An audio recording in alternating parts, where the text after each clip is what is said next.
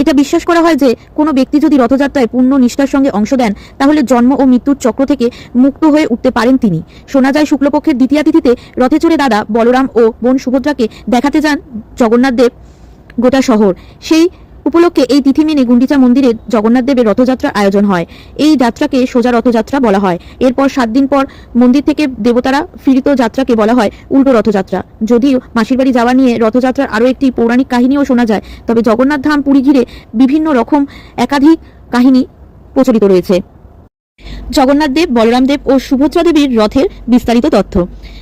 জগন্নাথ দেব, বলরাম দেব ও সুভদ্রা দেবীর রথ তিনটি পৃথক রথে চড়ে মাসির বাড়ি যাত্রা করেন জগন্নাথ দেব, বলরাম দেব ও সুভদ্রা দেবী। প্রথম রথে জগন্নাথ, তার রথের নাম নন্দীঘোষ। জগন্নাথের রথের চূড়ায় যে ধ্বজা উড়ে তার নাম তৈলক্য মোহিনী। এই রথের রং হলুদ এবং এর মোট 16টি চাকা আছে।